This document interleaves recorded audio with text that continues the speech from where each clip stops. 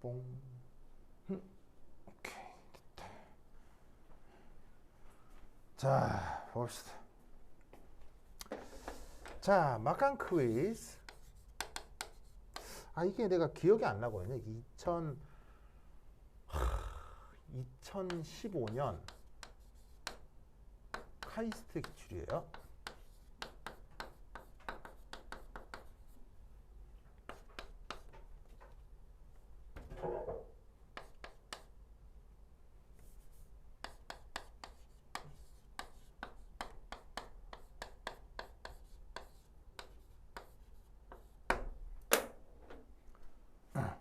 자, 어떻게 될까? 어떻게 될까?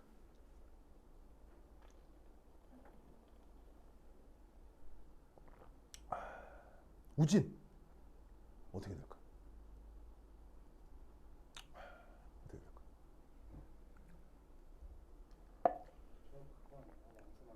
뭐라고? 왕수. 왕수. 그렇죠. 쟤를 또 몇 대 몇으로 섞으면 왕수가 되긴 하죠. 왕왕. 왕수. 저쪽 어떻게 되겠어요? 나도 탁건 보고 싶다. 그런 최첨단 전투기 그거 한 대 얼마나 하게요? 그런 영화에 나오는 그런 진짜 전투기 있잖아요. 자, 예를 들어 우리나라에서 쓰는 KF-16 이런 거 있잖아요. 진짜 최첨단 최신의 전투기. 그럼 한 대 얼마 하게요? 예. 한 대 1,300억 정도 합니다. 1,300억 정도. 1조가 있어도 10개를 못 사. 그 무슨 말 알겠죠? 예. 돈 먹는 괴물입니다. 돈 먹는 괴물. 그래서 그 전투기가 최대 비행 시간이 한 30분에서 1시간 정도밖에 안 되거든요. 왜냐하면 전투기는 연료율이 이것도 또 화학 문제네. 전투기는 연료율이 좋을까요, 안 좋을까요? 전투기는 연료율이 극악으로 나쁘죠. 왜죠? 빨리 움직이니까요. 빨리 움직이면 무조건 그 뭐냐면은 가역 반응에서 멀어지기 때문에. 왜냐하면 가역 반응이라는 것의 정의가 뭐예요? 가역이라고 하는 거. 변화가 천천히 왔다 갔다 하는 게 가역이거든요. 이럴 때 연료율이 높아지고요.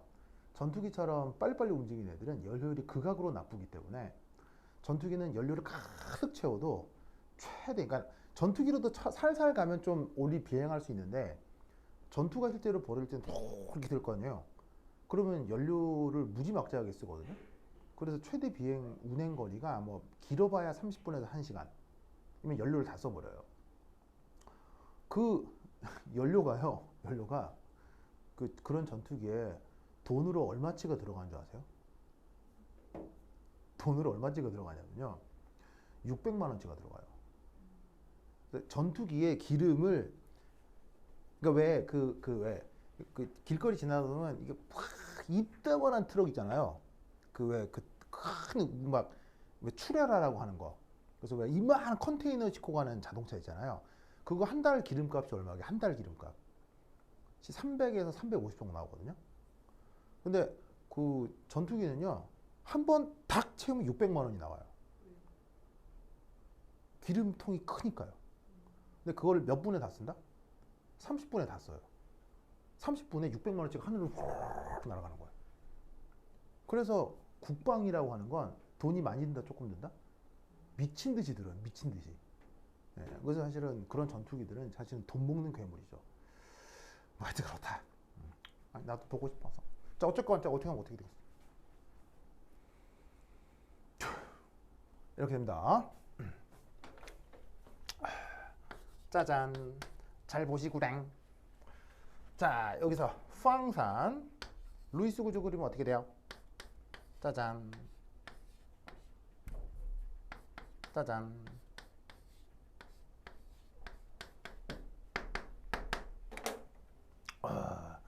이렇게 됩니다. 보이시죠? 자, 그럼 이따 여기에서 질산 루이스 구조 그리면 어떻게 되죠?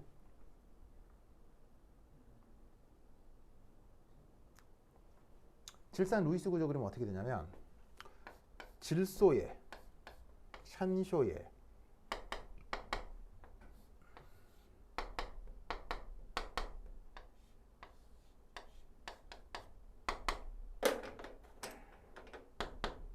이렇게 됩니다. 그러면 이때 이 산소의 형식전환은 얼마죠? 플러스죠. 그 다음 이 산소의 형식전환은 어떻게 되죠? 아니, 이 질소의 형식전환은 어떻게 되죠? 플러스가 됩니다. 이게 질산의 루이스 구조입니다. 알겠죠? 빨리 쓰세요. 빨리 써. 쓰세요, 빨리. 아무 데나 공란에 쓰세요. 아무 데나. 맨 뒤에 비었네. 쓰세요. 빨리 써. 자, 이렇게 딱 그려. 빨리 딱 그려. 이렇게 딱 그려.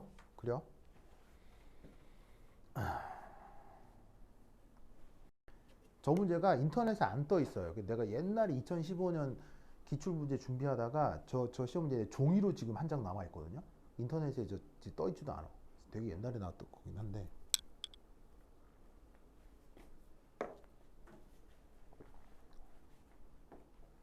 다 썼어요? 자, 이때 짜잔. 이 녀석의 역할이 뭐예요? 이거 역할이 뭐예요? 역할? 황산은 바로 전 국민이 다 아는 뭐예요? 강산이죠. 강산이죠. 그러면 강산은 누구를 잘 내어놓아요? 수소를 잘 내어놓겠죠. 그럼 어떻게 되냐면 수소가 잘 떨어져 나오니까 이놈의 수소가 주변의 비공유 전자랑 이합하고 반응을 할 수 있어요. 그러면 수소가 옥텟을 만족하기 위해서 여기에 있는 전자쌍을 산소 쪽으로 내어놓을 수 있죠. 그러면 그 다음 구조가 어떻게 되느냐? 이렇게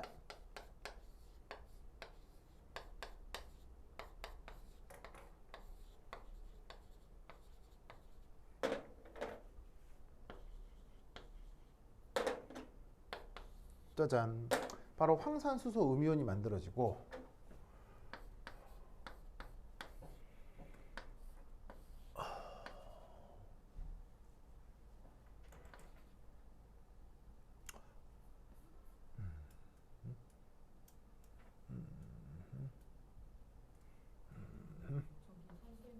뭐라고? 오오오오오오오. 자, 이렇게 되고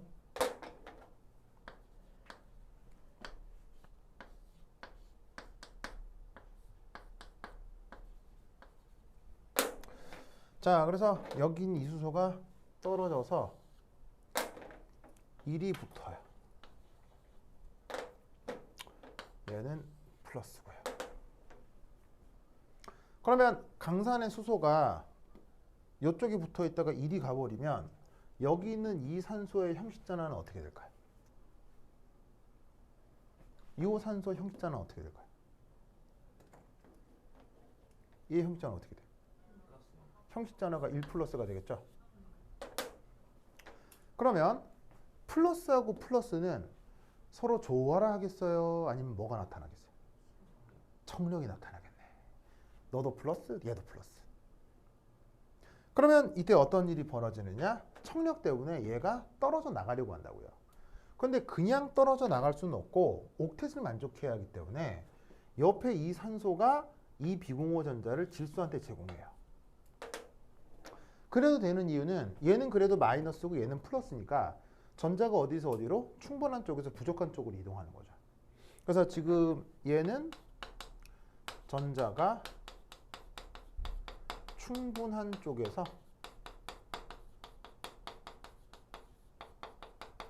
부족한 쪽으로 이동을 합니다.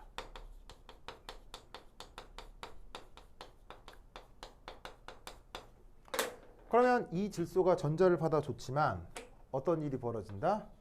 여기에 있는 질소가 산소 쪽으로 다시 한번 전자를 내어놓게 되는 거죠. 이유는 여러 가지가 있는데 이 산소하고 이 질소가 청력이 나타나는 것도 있고요. 얘는 바로 옥텟을 만족하기 위해서. 그러면 이 녀석이 그 이후에 어떻게 되느냐?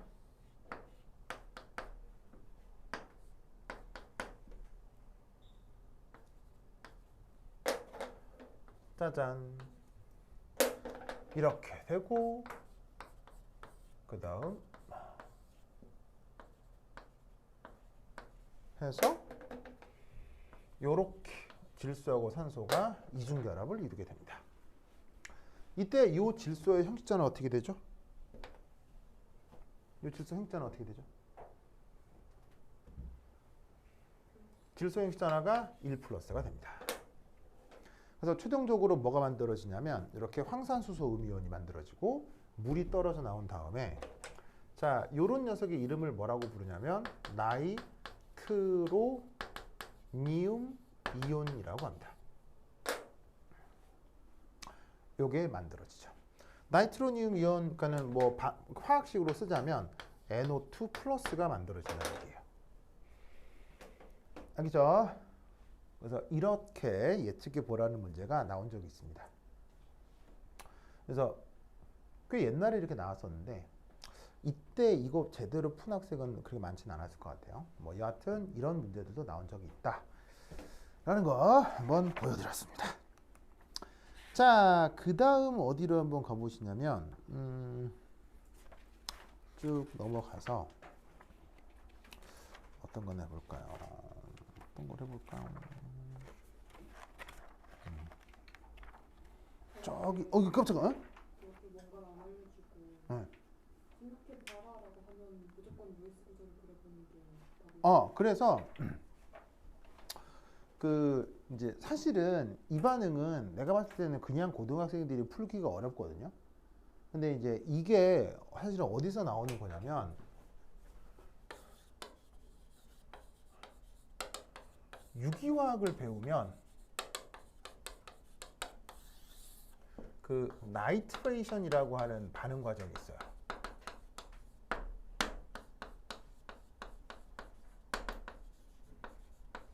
그때 소개가 되는 반응이에요. 그래서 유기화학을 배운 사람들은 이게 익숙하거든요. 근데 고교교과 과정에서 유기화학을 다 배우는 게 아니니까 사실은 뭐 이렇게까지 교수들이 원했는지는 모르겠어요. 그냥 아마 이렇게만 썼어도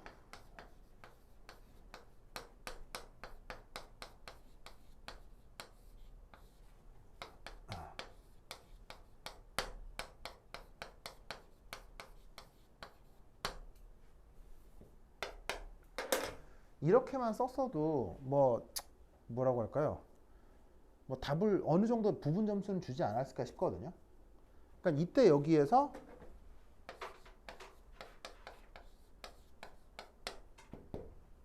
H2O가 떨어져 나오고 NO2 플러스가 되는 거예요. 그러니까 이게 강산화학 쪽이니까 H 플러스가 떨어졌을 거고 그게 어딘가로 붙었을 거라는 얘기죠. 왜냐하면 이 산소 쪽에 비공유자산이 있으니까. 그럼 수소가 하나 더 붙은 NO3 플러스 이온이 만들어졌을 건데 뭐 요까지 썼어도 아마 답이 나왔을 것 같아요. 그러니까 일종의 이것도 산염기 반응인 거죠. 그래서 이제 이것도 산염기 반응이고 이것도 산염기 반응이고. 근데 여기서 이렇게 더 쓴 사람도 있었을 거라는 얘기예요. 한 100명 중에 한두 명 정도. 그 유기화학 중간에 배운 애들은. 그럼 이제 교수들이 옳다구나 하고 얘는 뭐 점수를 더 줬겠죠. 무슨 말인지 알겠죠? 알겠죠? 근데 뭐 이렇게만 써도 부분 점수는 있었을 거예요. 아직 입시가 네. 좀 남았잖아요. 네. 6학기 과목을 선택해서 그걸 들을 수 있는 시간이 있는데 네. 6학기 과목을 그런 쪽으로 가면 도움이 많이 될까요? 그거 만약에 근데 학교에 어떤 과목들이 있는데요? 그냥 보통 일반 그러니까 그 특수한 선생님이 특별하게 하시는 수업은 비추고요. 근데 네. 저는 HP라고 학교에서 수업을 안 듣고 어. 카이스트에서 듣고 있어요. 아, 그래요? 그러면 대학에서 하는 일반 화학 수업 같은 게 있을걸요? 근데 그건 이제 들어서 일반 화학 2를 들어요. 그2 들으면 되지 않아요? 도움이 될까요? 예, 일반 화학 2가 그 보통 뭐가 나오냐면 거기에 뭐 산염기, 그 다음에 뭐 연력학 나올 수도 있고, 그 다음에 전기화학 등이 이거 입시하고 굉장히 관련이 있죠. 네, 그래서 만약에 일반 화학 1, 2 들을 수 있으면 좋아요. 안 돼. 네. 아니, 우진이 오빠가 나를 굉장히 심각한 눈빛으로 바라보길래 뭔가 중요한 얘기가 있네. 중요하죠. 네. 우진 오빠의 방광 건강을 위해서 우리가 또 보내줘야 될 것 같습니다. 저 어쨌건 이런 문제가 나온 적이 있다. 1과 2 말고는 또 뭐가 좋을까요? 우선은 그게 제일 나아요. 막 유기화 이런 거. 그것까지 할 필요는 없어요. 근데 카이스트 문제 중에 유기화학 나온 적이 꽤 있어요. 꽤 있어요. 이것뿐 아니라 막 있어야 산성분해 반응 이런 것들도 나온 적이 있거든요. 그러니까 진짜로 유기화학을 좀 제대로 배웠어야 나오는 문제들도 나온 적이 있는데 그게 물론 많은 문제 중에 일부예요. 그럼 그게 나왔으면은 많은 학생들이 그냥 끌적끌적 하다가 대부분 못 풀었을 거고요. 근데 그거에 목숨 걸 필요는 없는 거죠. 일반적으로 많이 알고 있는 것만 하면 되니까. 근데 이제 얘는 지금 루이스 구조 관련해서 드린 건데 하나 말씀드리고 싶은 거는 유기화학과 관련해서는 항상 이런 생각을 하면 돼요. 유기화학은 바로 옥텟의 화학이에요.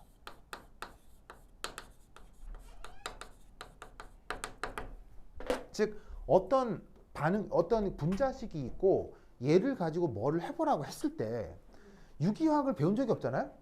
그럼 배운 적이 없어도요 루이스 구조만 몇 개 그려놔요. 그래도 1점은 받아. 근데 유기화학이 정확히 유기화학이요? 이걸 보고 이게 유기화학이구나를 어떻게 알 수 있을까요? 이걸 어떻게 하냐고요? 원래 유기화학은 생명 현상을 연구하다가 생명 현상 내에 있는 물질들을 연구하다가 유기화학이라는 게 처음에 만들어지게 돼요. 근데 1800 몇 년에 오스트리아 사람인가? 몰러라는 사람이 있는데 그 사람이 생명체가 아닌 시험관에서 요소를 합성해요. 그때부터 유기화학에서 생명이 필요 없구나를 알게 된 거예요. 왜냐면 여기 생물 실험 해본 사람. 생물 실험하면 미치죠. 왜냐면 생물에서 뭐 보통 하는 게 바이러스, 뭐 세균, 곰팡이 이런 걸 실험하잖아요. 근데 얘들이 사람 말 들어요, 안 들어? 안 듣죠. 그러니까 근데 이제 더 이상 유기학을 공부할 때 생물을 다룰 필요가 없어져 버리니까 학자들이 옳다구나 했겠지. 그래서 분명 생명체 내에 있을 수 있는 물질들인데 시험관 바깥에서 잘 만들어지는 물질들을 가지고 연구를 하다 보니 생명에서 출발했으나 생명하고 별 관련이 없어진 거예요. 그런데 하다 보니 주기율표가 이렇게 있잖아요. 그럼 여기 1족, 2족, 3, 4, 5, 6, 7, 8, 9, 10, 11, 12, 13, 14, 아이고 해서 18쪽까지. 그럼 이때 여기서 이 유기학자들이 쫙 하다 보니 어떻게 됐냐면 짜잔. 그 다음 이거 더 써야 되겠다. 11, 12, 13, 18 한 다음 짜잔 이렇게 나눠진 다음 우리는 이때 뭐라고 하냐면 여기서부터 여기까지를 무슨 원소라고 하죠? 전이 원소라고 하죠. 그 다음 얘하고 얘를 무슨 원소라고 하죠? 전형 원소라고 하죠. 그러면 전 우주에 전이 원소가 많아요? 전형 원소가 많아요? 전 우주에 제일 많은 게 1번에서 18번까지가 제일 많죠. 전 우주에서. 여기 있는 애들이 제일 많아요. 물론 전형 원소여도요. 이렇게 원자번호 큰 건 양이 적지만 1번에서 18번까지가 전 우주에 제일 많거든요. 그러다 보니 생명체 내부도 어떤 원소로 많이 이루어졌겠어요? 얘네들로 많이 이루어져 있는 거예요. 여기에 누가 있어? 뭐 수소도 있고 뭐 질소도 있고 산소도 있고 막 할로젠도 있고 막. 알겠죠? 그러다 보니 원래 생명체를 연구해야 되겠는데 그 생명체를 연구하려고 했는데 생명체가 필요 없어. 근데 생명체 안에 어떤 원소들이 많나? 이런 게 많네? 그러면 쟤네들 갖고 연구를 하다 보니 옥텟을 잘 만족하네? 그래서 어떻게 된다? 유기화학은 기본적으로 옥텟으로 전부 다 설명이 돼요. 그래서 유기화학을 다른 의미로는 옥텟의 화학이 된 거예요. 그래서 아주 사전적으로는 그냥 생명체 내 유기물을 연구하기 위한 학문인데 그게 시간이 지나면서 옥텟으로 설명하는 전형 원소의 화학이라고 생각하셔도 돼요. 그래서 옥텟의 화학 혹은 전형 원소의 화학. 그러면 전이 원소는 옥텟 만족하겠어요? 만족하지 않겠어요? 전이 원소는 바로 옥텟을 불만족하는 것들입니다. 그러면 옥텟을 불만족하는 원소들의 화학이 있겠죠. 그럼 그걸 뭐라고 하면 되겠어요? 그걸 무기화학이라고 하는 거예요. 이게 바로 비옥텟의 화학이야. 유기는 시험에 잘 안 나오나요? 그래서 무기화학은 화학에서 연구할 수 있는 것 중에서 제일 어려워요. 화학이 다룰 수 있는 것 중에서 가장 어려운 게 무기화학이에요. 네, 왜냐하면 옥텟 빼고 전부 다를 얘기하는 거예요. 옥텟 빼고 전부 다. 그럼 전우주를 구성하는 원리 중에서 옥텟만 있겠어요? 그걸 빼고 나머지 전부 다가 무기화학이기 때문에 무기화학은 만약에 화학과를 간다고 했을 때 가장 공부하기 어려운 부분이에요. 그만큼 연구가 안 돼 있고요. 안 돼 있어서 정말 무지막지한 그 공부를 해야 돼요. 그래서 이제 보통은 유기화학까지 하면 뭐 사람들이 뭐 좀 화학 좀 했다 그러는데 유기화학은 그래서 화학 전체에서 공부할 수 있는 것 중에서 아주 쉬운 부분이에요. 근데 이제 그걸 넘어서면 이제 뭐 이렇게 무기화학이라고 하는 저기 어려운 주제들이 있죠. 일반 생물학과 유기화학 중에서 고를 수 있다면 뭘 수강하는 게 그게 취향의 차이인데요. 나는 유기화학이죠.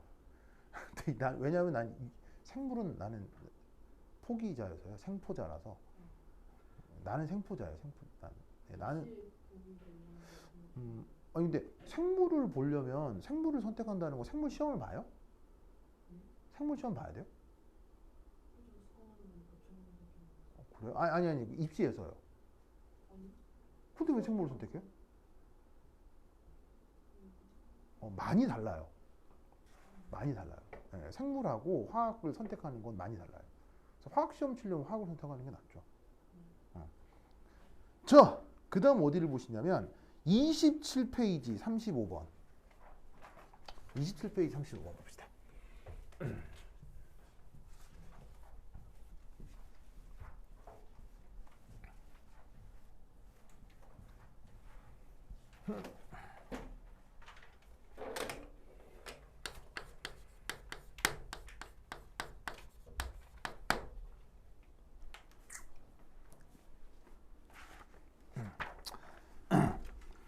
(27페이지) 35번은요 이게 ICHO 표절이에요.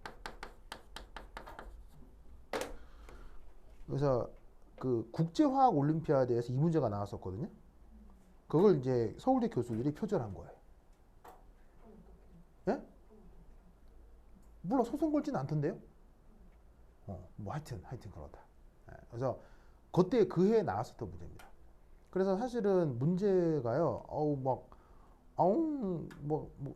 읽어야 되는 게 많아. 이게 많은데, 이 문제의 그 재밌는 점은 1번부터 그 5번까지 들어있는 컨셉이 BDR 세오리엠이라고 하는 것이 있습니다. 그래서 BDR 테오리엄이라고 하는 게 그 자연과학에 있거든요. 그래서 그 BDR 테오리엄이 뭐냐면 묘한 건데 한번 보시죠. 1. 어떤 시스템의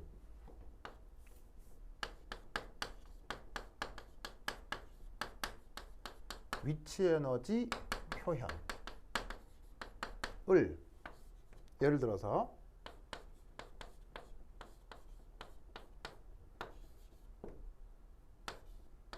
짜잔 이렇게 한번 표현해 보도록 합시다.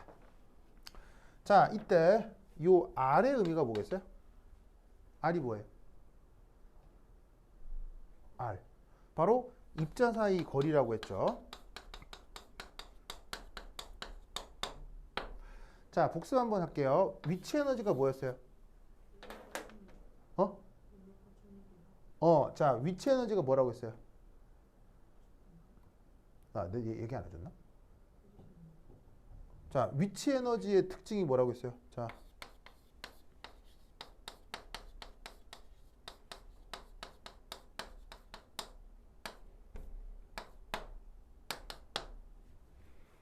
자, 위치 에너지의 정의 얘기 한번 보세요. 위치 에너지가 뭐예요? 바로 첫 번째가 뭐예요? 첫 번째가 세 개가 있잖아, 세 개. 내가 얘기 안 했나? 해준 것 같은데? 우진, 위치 에너지 세 가지 정의가 있었잖아. 첫 번째 뭐야? 그렇지, 그렇지. 첫 번째가 뭐냐면 입자 사이 거리가 변수인 에너지 함수를 위치 에너지라고 한다고 했었죠. 두 번째 정의는 뭐예요? 바로 상호작용력을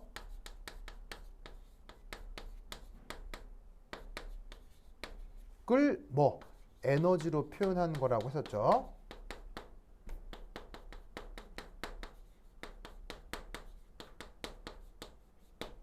상호작용력은 뭐고요?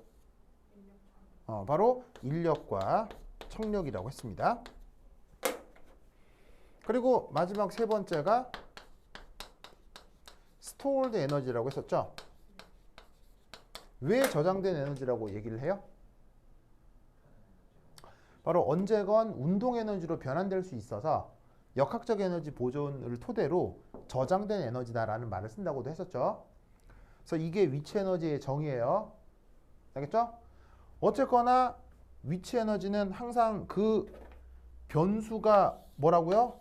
거리라고요. 그래서 위치 에너지인데 그 변수가 거리를 놓고 함수꼴로 표현한 거예요. 이때 여기 A는 그냥 어떤 비례상수고 여기 있는 B는 지수 표현이라 해보자 이런 말이에요. 그래서 뭐 실험을 하건 뭘 하건 해서 A하고 B를 어떻게 알아냈다 쳐보자 이런 말이죠. 그래서 어떤 시스템의 위치 에너지가 어떤 상수의 거리에 대한 무슨 꼴의 함수다 이렇게 쳐보자 이런 말이에요. 즉 여기 보시면 A 상수, B 지수 뭐라도 하나도 결정된 게 없기 때문에 지금 이 함수를 알고 있는 게 아니라 전혀 모르고 있는 상황이라 쳐보자 이런 말이에요. 오직 뭐만 표현할 수 있는 거, 거리에 의한 함수로만 표현하고 있다는 거예요. 다른 건 전혀 정보가 없고요. 그렇죠? 자, 그러면 이제 여기에서 이 평균적 에너지 사이의 관계. 자, 이때 어떤 관계가 성립하냐면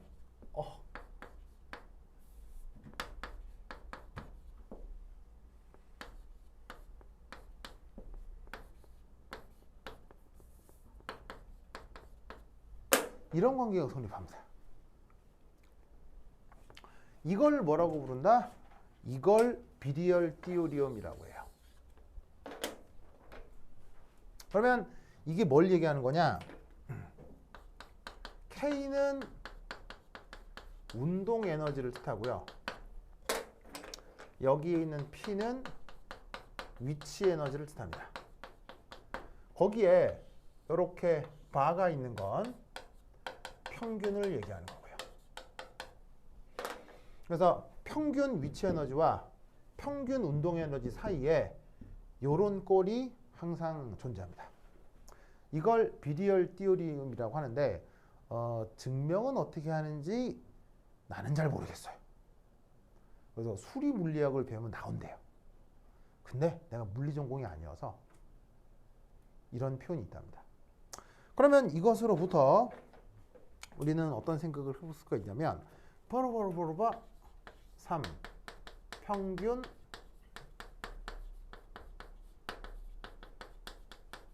역학적 에너지 표현. 자, 역학적 에너지는 어떻게 표현돼요? 바로 위치 에너지에다가 운동 에너지. 두 개를 더한 게 역학적 에너지죠. 그럼 여기에 평균을 취한 것도 마찬가지일 거 아니에요. 즉 무슨 말이냐면 시스템을 구성하는데 입자가 아주 많은 거예요. 억수로 많아서 입자 하나하나당 역학적 에너지와 위치 에너지와 운동 에너지가 있을 때 그걸 전부 다 평균을 하면 이런 관계가 나타날 거고, 이때 여기에 있는 이 운동 에너지 이 자리에 이걸 집어넣으라 이런 말이죠. 그럼 이때 여기서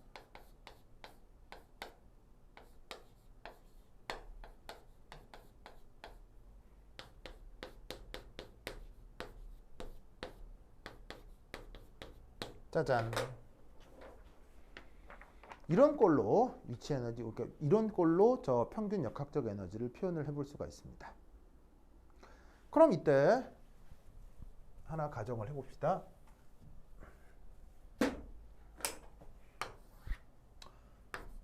자, 주어진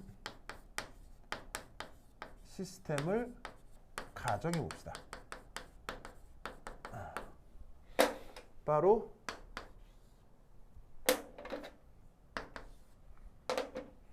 어떤 양이온과 어떤 음이온. 자, 요거로 가정을 하면 요 둘 사이 거리를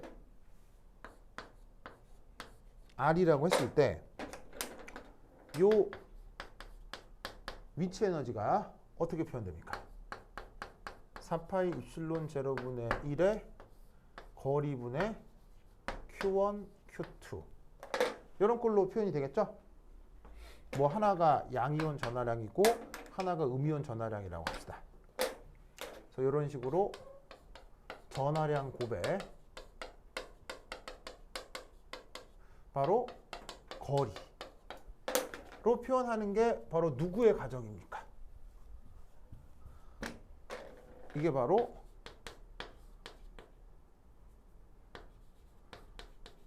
쿨롱의 가정이죠.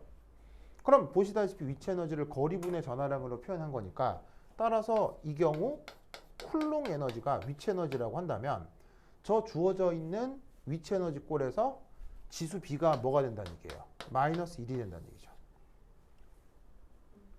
알겠죠? 그렇다면 저기에 있는 평균 역학적 에너지는 뭐로 표현된다? 1 더하기 2분의 마이너스 1 평균 위치 에너지. 다른 말로 쓰면 짜잔, 이렇게 된다는 얘기죠.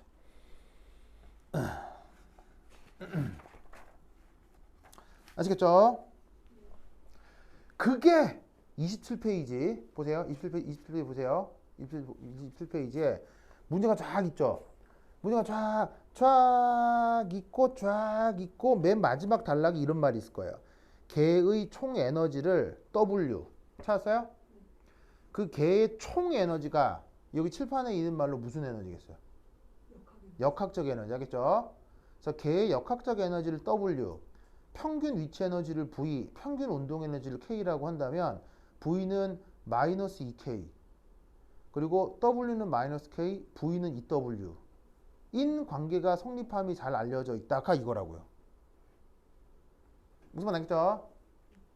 그래서 지금 이 문제는 그 대학 교과 과정인 물리학과에서 배우는 그 뭐냐면은 수리 물리 과정에 나오는 내용을 소재로 문제를 만들고 있는 거예요. 알겠죠? 자, 그럼 이때 여기서 하나 생각할 그 뭐냐면 힌트. 문제의 지문이 길수록 문제에 답이 있습니다.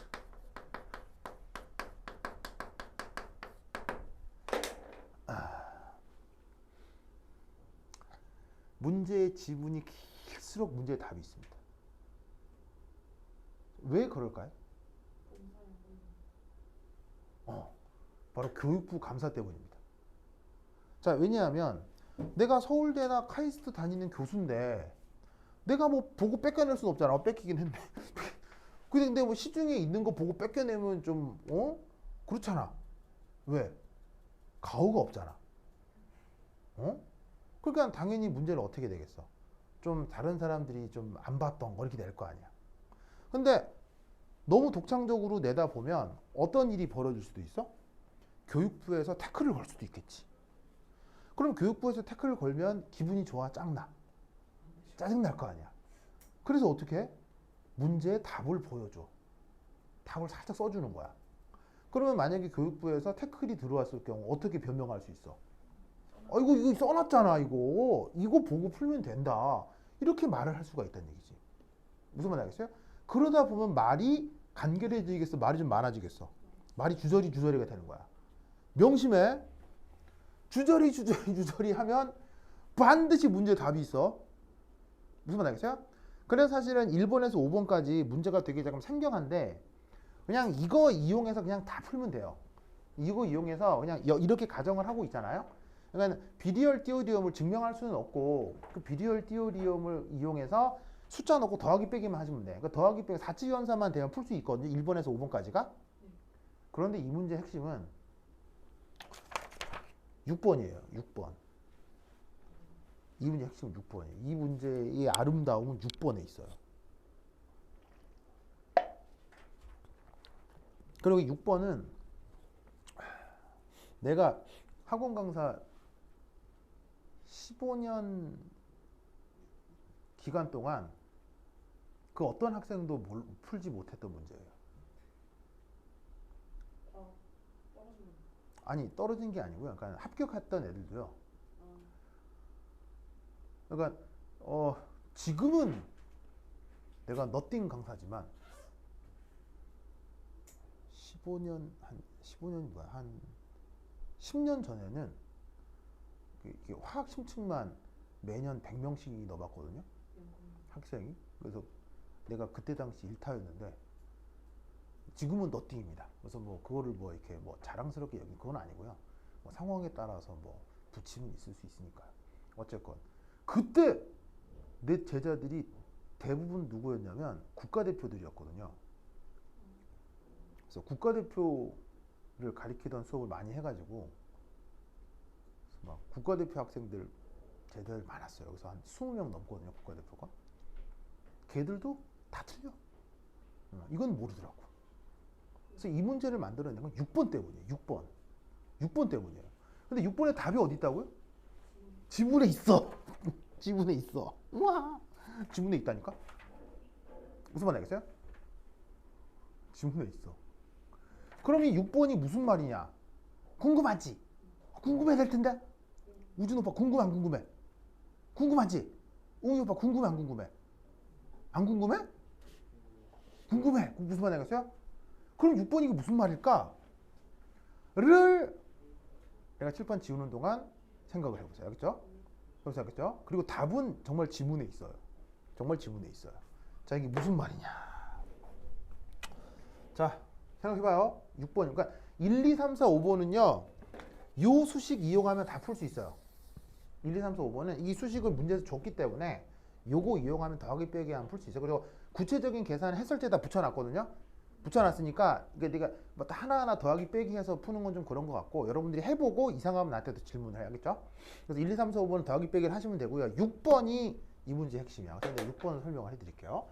자, 보자. 이거 문제 지문에 답이 있다. 이거 명심해. 이거 말고 나중에 보여드릴 거 많아요. 알겠어요? 예. 진짜 지문에 답이 있어. 정말로. 길수록. 나중에 깜짝 놀랄 거야. 진짜로.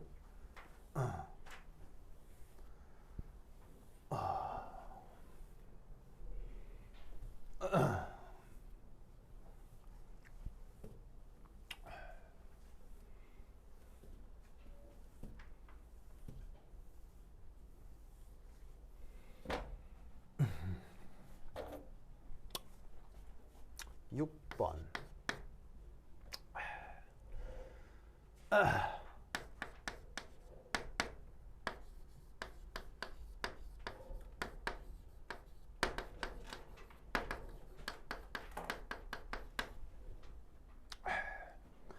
자, 첫 번째 1.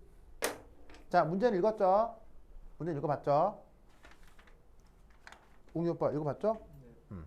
자, H2 플러스라고 하는 게 있어요. 자, H2 플러스라고 하고 얘는 자, 원래 수소 분자는 원자핵 몇 개 있어요? 수소 분자는 원자핵이 몇 개예요? 2개. 그리고 전자도 몇 개예요? 2개인데 이게 좀 그래도 요것만 해도 생각하기 어려워서 이거 전자 하나를 뗀 거예요. 그래서 원자핵 2개에 전자가 2개여야 되는데 전자를 마저 하나를 떼서 전체적으로 1 플러스 양이온으로 만든 거야. 왜? 더 간단하게 만들려고. 그래서 되도록이면 물리학적으로 훨씬 더 간단한 시스템을 만들기 위해서 수소 분자에서 전자를 하나 떼가지고 더 간단하게 생각을 해보겠다 이런 얘기. 알겠죠? 그래서 얘를 그 유명한 H2 플러스 몰리큘러 아이온이라고 합니다. 이때 여러분들이 영재고나 과학고를 다녀봤다면 이런 말 들어본 적 있을걸? 본딩. 우리 오빠 이런 말 들어본 적 있어 없어요? 응? 들어본 적 없다고요? 본딩이란 말을요? 아니, 저희 아직 AP 화학 진도 안 나왔는데. 아, 애가 안 나왔다고요? 그래요? 뭐 몰라도 돼요. 지금 배우면 되죠. 그래. 공자님이 하신 말씀 중에 아주 유명한 말. 알면 똑같다. 이런 말이 있어요. 아주 유명한 말씀이에요. 자, 본딩을 우리말 번역. 결, 합, 성, 의라고 씁니다. 결합성의. 그래서 뭐 보통 형용사로 많이 쓰는데요. 명사처럼 쓰기도 하고 뭐 하여튼 뭐 보통 형용사로 많이 쓰는 단어입니다. 그래서 이제 우리말로는 결합성 이렇게 번역을 하는데 이 본딩이라는 말의 뜻이 뭔지를 말씀드리도록 하겠어요. 자, 핵이 몇 개? 2개. 그럼 여기 핵을 그려? 핵. 핵. 우리 힘들 때 뭐라 그래? 핵. 핵. 우진이 오빠 화났어요? 그래. 미안해요. 저 핵이 2개가 있지. 그럼 핵 2개를 놓고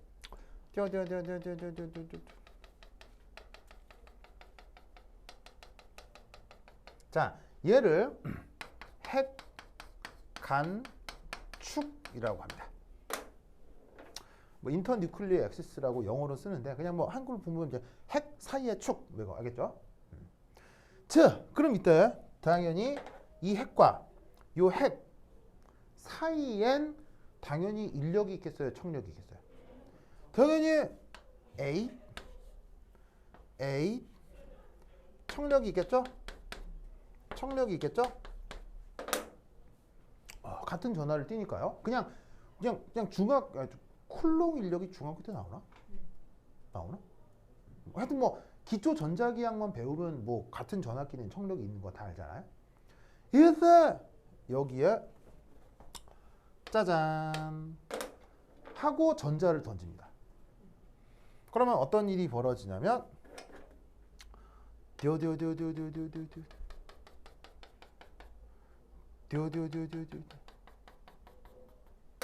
바로 핵과 전자 사이 상호작용이 나타날 텐데 핵과 전자 사이는 당연히 인력이 나타납니까? 청력이 나타납니까? 당연히 인력이 나타나겠죠. 맞죠? 그러면 이때 힘은 우리가 스칼라 물리량이라고 해요? 아니면 무슨 물리량이라고 해요? 힘은 벡터라고 하죠. 벡터는 필요하면 항상 무슨 분해를 할 수 있어요? 벡터는 항상 무슨 분해라고 해? 인수분해? 뭐 무슨 분해라고 해? 벡터는 무슨 분해? 성분 분해. 성분 분해라고 하잖아. 그러면 이 인력을 어떻게 성분 분해를 할 거냐? 핵간축에 대해 빨간색 있습니까? 그래서 핵간축의 수직인 성분의 짜잔 인력 1번 인력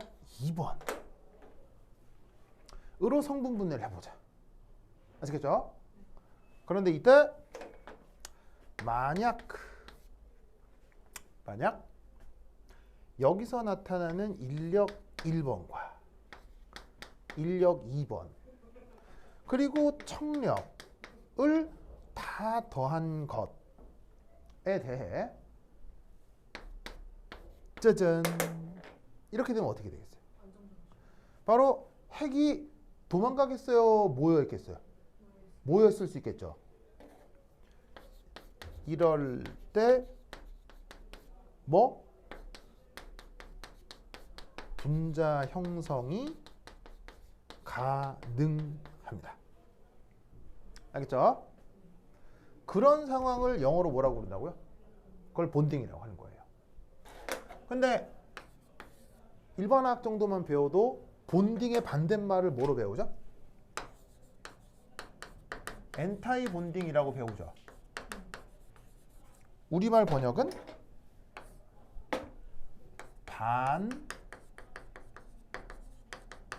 반결합성의라고 배우죠. 그러면 반결합의 상황은 뭐냐면 이겁니다. 역시나 핵 두 개가 있고 핵간축이 있을 때 당연히 뭐가 됐건 뭐는 나타나겠습니까? 청력은 나타나겠죠. 이건 변함이 없는데 여기 이제 전자 하나를 던져요. 전자 하나 던지는데 전자를 좀 생뚱맞은 데 던졌어요. 딱 봐도 이뻐요? 별로 안 이뻐요? 딱 봐도 별로 안 이쁘죠. 그럼 이게 무슨 의미냐?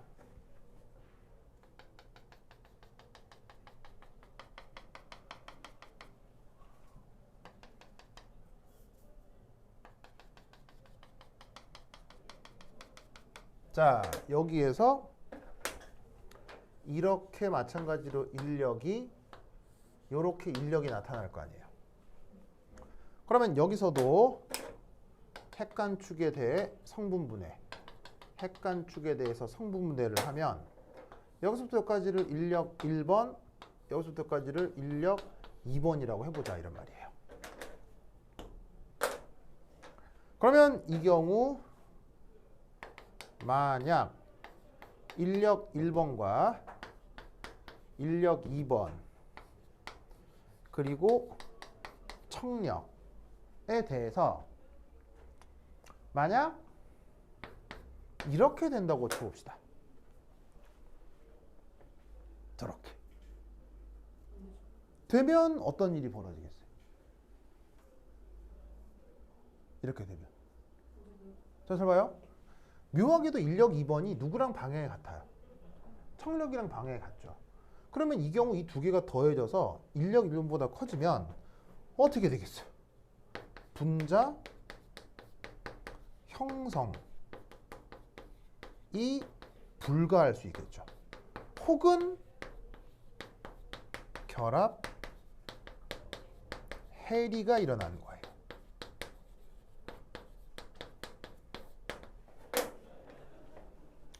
무슨 말 알겠어요? 이런 상황을 형용사로 뭐라고 부른다고요? 이걸 엔타이 본딩이라고 하는 거예요. 그럼 이때 이 상황을 그 막 산수 좋아하는 물리학자들이 조금 더 조사를 했겠죠. 그래서 조사를 좀 해봤더니 이런 결과가 나타나더라고. 봐. 짜잔. 짜잔. 짜잔. 짜잔. 자, 요 궤적은 딱 봐도 무슨 곡선? 쌍곡선.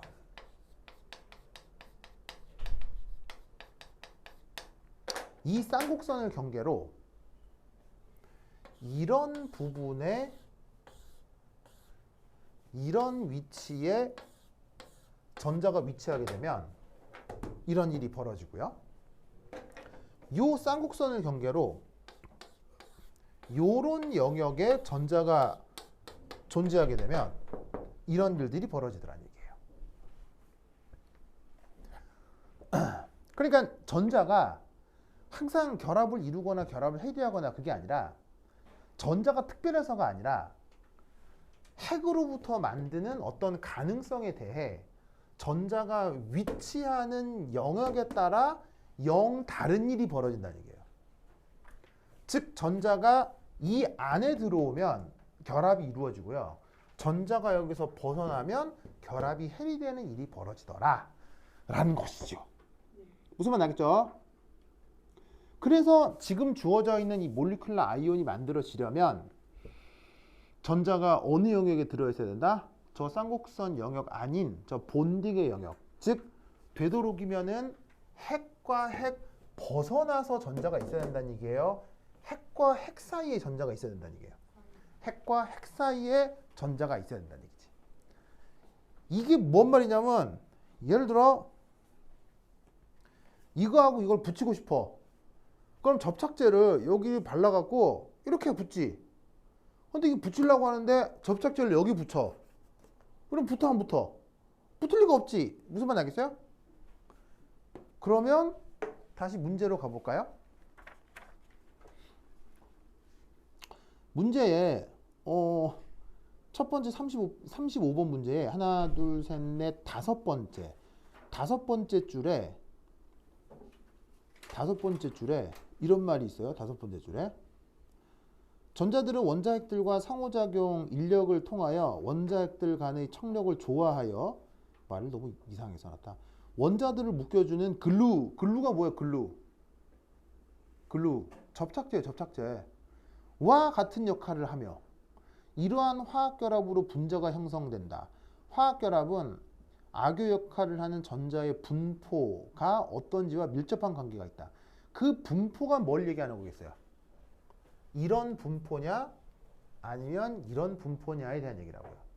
그러면 접착제로 작용을 하려면 얘가 어떤 분포를 가져야 된다는 얘기예요. 요쪽 분포 아시겠죠? 그래서 요걸 써놓고 그려놓고 논술을 해보라는 문제예요. 아시겠죠? 알겠죠? 그래서 이런 타입의 문제가 옛날에 한번 나온 적이 있습니다. 근데 보시다시피 분석하는 방법이 뭐 되게 어려워요. 아주 기초적인 물리학이에요. 아주 기본적인 물리학이죠. 그래서 이런 식의 뉘앙스의 문제도 한번 출제된 적이 있다. 라는 것을 그거 알아두시기 바랍니다. 오히려 그때라서 너무 화학적으로 접근해서 나쁜 거 아닐까요? 네, 맞습니다. 그러니까 이게 입시 문제잖아요. 입시 문제니까 사실은 중학교, 고등학교 과정에 나오는 말들로 다 만들어낼 수 있는 거예요. 근데 이제 너무 막 이상하고 휘황찬란한 거 막 하다 보면 그게 다라고 생각하는 거죠. 근데 사실은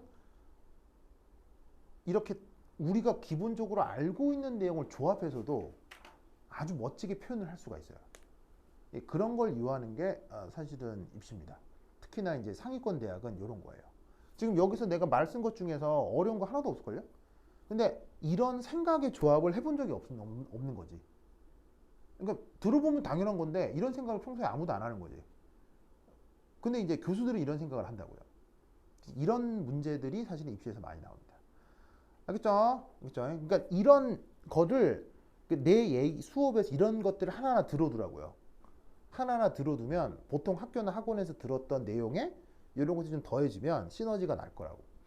그리고 의식을 볼 필요는 아유, 그 나도 못해요. 아유, 나 이런 거는 뭐 물리 전공하고 뭐 수학 잘하시는 분들이 다 해놨겠죠. 뭐 이거 하는 이거 나도 몰라요. 이거 난 뭐 어떻게 벡터 정뭐 하고 했겠죠. 아이고, 이건 나도 몰라.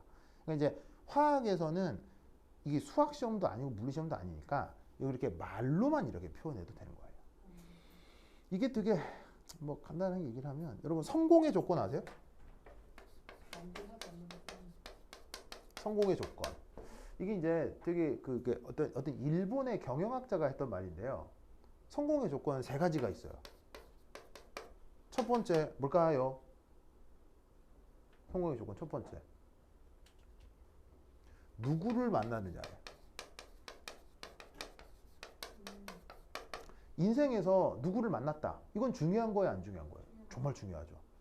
대표적으로 누구를 만나는 중에 누구 중에 제일 중요한 사람? 엄마, 아빠. 그러니까 예를 들면은 내 아빠가 막 이건희야. 그리고 다른 거 다 필요가 없어요. 근데 무슨 말 알겠죠? 웅이 어떻게 생각해? 그렇지. 무슨 말 알겠어요? 그러니까 사실은 이 누구가 한 인간의 인생을 결정하는 데 있어서 정말 정말 가장 중요한 것 중에 하나지. 이건 뭐 오케이 좋아. 두 번째 시간 관리. 이것도 뭐 끄덕끄덕하죠. 이거 당연한 거 아니에요? 이게 물리적인 시간은 같을지라도 시간의 사용은 사람마다 다르잖아요. 이걸 당연히 잘 관리하면 성공할 수밖에 없죠. 근데 이 두 개는 누가 생각해도 당연한 건데 이게 아주 쇼킹해요. 이게 이거하고 관련이 있어요. 남들이 생각하지 못하는 거. 뭐냐면 이 사람은 경영학자잖아요. 경영학자. 그럼 경영학자니까 학자니까 데이터로 얘기를 해야 될 거 아니에요. 그럼 자기가 지금까지 성공했다고 평가받는 많은 사람들이 있을 거 아니야. 그 사람들을 분석했겠지. 그 분석에서 나온 결과인 거예요. 무슨 말이겠어요? 그러니까 실제로 성공했던 사람들의 그 데이터를 다 조사해서 그리고 사람들의 별의별 데이터가 있을 거 아니에요. 뭐 혈액형이 뭐예요, 뭐 신체 조건이 어떻게 다 있겠지. 다 조사해서 분석했더니 세 번째가 이게 나오더라고. 근데 그게 이거하고 관계가 있어. 바로 뭐다? 어디 사느냐예요.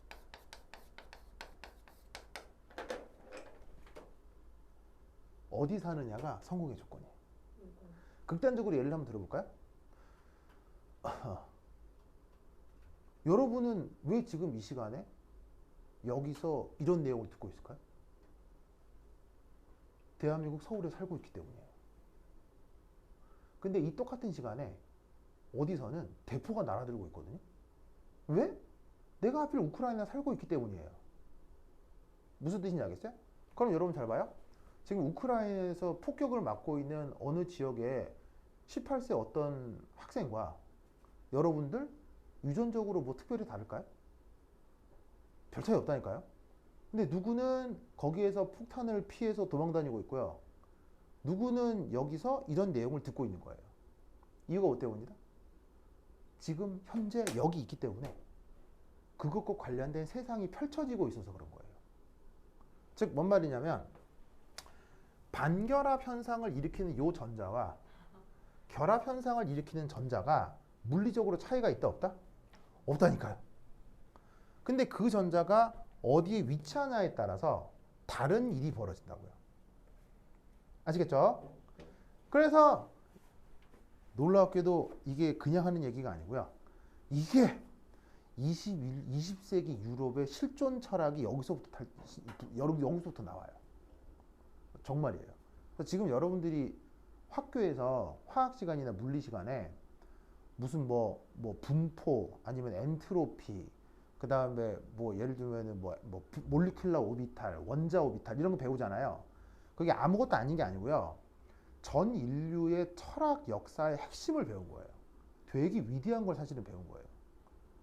그걸 현대 이제 사회과학자들은 데이터를 통해서 진짜 그렇구나를 보여주고 있는 거죠. 알겠죠? 여하튼 이것의 의미는 이러하다. 오케이. 안 돼. 좀 쉬었다 했더니. 이 교재를 예. PDF로 받을 수 있어요. PDF요? 이거 다 들을 수 있어요. 혹시 매주 교재를 새로 만드시는 아니요, 다 있긴 있어요. 다 만들어져요? 다 있어요. 재본해서 가지고 싶어서. 진짜로요? 그러면은 가만 있어봐. 그러면은 자기가 카톡방을 하나 만들어 줄래요? 카톡방을 만들어서 나하고 얘들 좀 초대해 줘요. 오프라인 수업 애들인데? 뭐 여기 있는 친구들 하면 돼. 네, 이건 밴드에 밴드에 있는 거거든요. 그래서 필요하면 강의다 보시면 돼요. 그럼 그럼 이따 친구들 가기 전에 여기 수민이 언니한테 전화번호 하나씩 남겨주고 갈래요? 그러면 내가 거기다가 교들 다 올릴게요.